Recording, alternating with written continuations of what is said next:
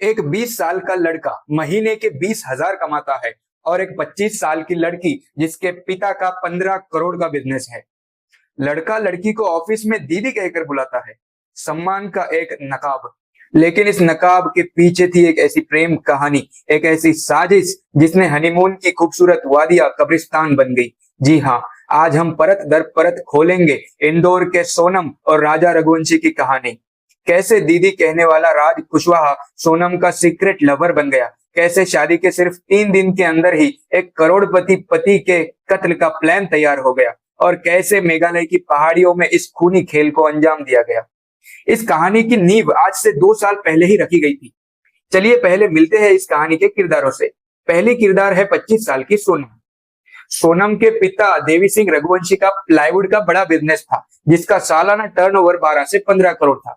हालांकि उन्हें पैरालिसिस होने के बाद अब बिजनेस सोनम का भाई गोविंद संभालता है। दूसरा और सबसे अहम किरदार है 20 साल का राज कुशवाहा, सोनम से 5 साल छोटा, जो सोनम के पिता की ही कंपनी में बिलिंग डिपार्टमेंट में सुपरवाइजर है। महीने की तनख्वाह 20,000 रुपए। 2 साल पहले जब सोनम ने कंपनी में एचआर डिपार्टमेंट ज्वाइन किया तब दोनों की मुलाकात हुई और फिर दोनों एक दूसरे के करीब आए। किसी को शक ना हो इसीलिए राज उसे सबके सामने दीदी बुलाता था। राज पहले सोनम के घर के पास ही रहता था, लेकिन कुछ समय पहले ही वो इंदौर के नंदबाग इलाके में शिफ्ट हो गया था।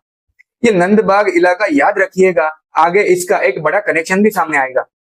अब तीसरा किरदार है 30 साल का राजा रघुवंशी, एक शरीफ और करोड़पति ट्रांसपोर्टर जो इस खूनी साजिश का शिकार हो गया। अगर सोनम और राज का अफेयर था तो राजा से शादी ही क्यों की? इसकी वजह है रघुवंशी समाज की एक परंपरा।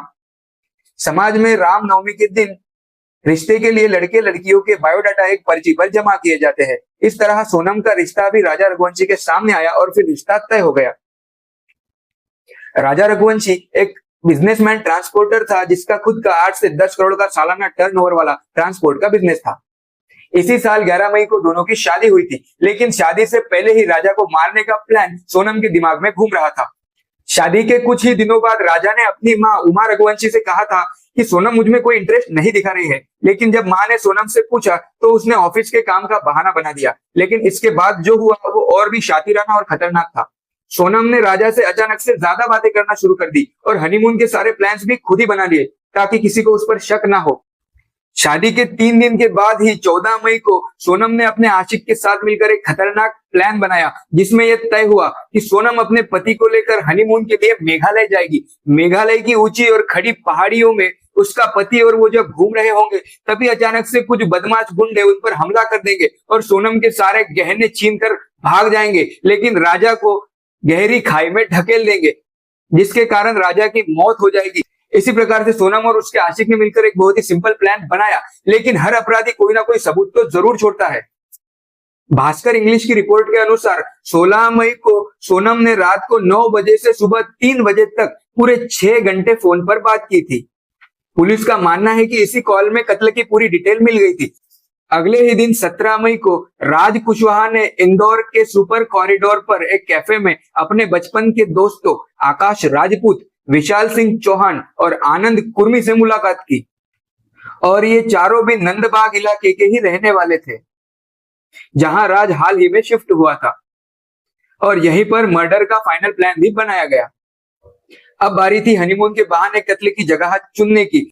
सबसे पहले तो सोनम ने हनीमून के लिए कश्मीर जगह चुनी, लेकिन कश्मीर में पहलगाम के हादसे के बाद ये प्लान राजा को पसंद नहीं आ रहा था, इसीलिए कश्मीर का प्लान कैंसिल किया गया।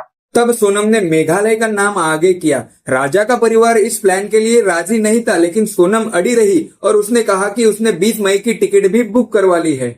राजा की माँ उमा जी ने बताया कि हनीमून के लिए सोनम ने राजा से 9 लाख रुपए भी लिए और बहुत सारे जेवर भी साथ लिए। राजा के भाई ने एक और चौंकाने वाली बात बताई थी कि उन्होंने सिर्फ जाने की टिकट बुक की और वापस आने की नहीं की थी। परिवार को ये कहा गया था कि वो असम में कामाख्या देवी के मंदिर में दर्शन करके लौटेंगे और फिर शुरू हुआ वो आखिरी सफर जिसका हर एक कदम मौत की तरफ बढ़ रहा था। अब देखिए कि कैसे इस खूनी खेल को अंजाम दिया गया।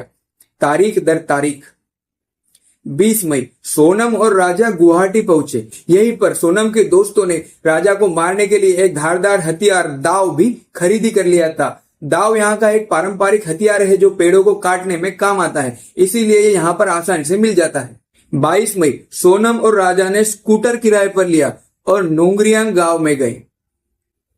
गेस्ट हाउस में उन्होंने कहा कि वो 25 तक लौटेंगे। मई नोंगरियाट से बिना गाइड के ही वापस आए। एक लोकल गाइड अल्बर्ट बड़े ने सोनम और राजा को 3 लड़कों के साथ देखा था, जिसके बाद सोहरा चेरापूंजी इलाके से वो लापता हो गए।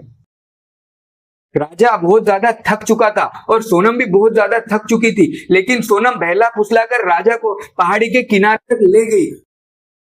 जैसे ही राजा पहाड़ी के किनारे पर आ गया, वैसे ही पीठ के पीछे से सोनम के 3 दोस्तों ने उस पर हमला शुरू कर दिया। राजा के सर में गहरी चोट आ गई थी क्योंकि उन्होंने धारदार हथियार से उसके सर पर हमला किया था, लेकिन फिर भी राजा ने अपने बचाव का प्रयत्न किया। लेकिन जैसे ही राजा कुछ समझ पाता उन तीनों ने मिलकर राजा को गहरी खाई में ढकेल दिया। कुछ रिपोर्ट्स के मुताबिक राजा खाई में गिरने से पहले ही ये जान चुका था कि उसकी पत्नी भी इस प्लान में शामिल है। फिर 24 मई को एक गांव के मुखिया को लावारिस स्कूटर मिला और 2 जून पुलिस को विसाडोंग फॉल्स के पास एक गहरी खाई से राजा की आधी सड़ी हुई लाश मिली, जिसकी पहचान उसके हाथ पर बने टैटू से हुई। और फिर 11 जून आते आते इस केस की परत दर परत खुलने लगी और सोनम रघुवंशी ने खुद ही कबूल कर लिया कि उसी ने ही अपने पति की हत्या करवाई है।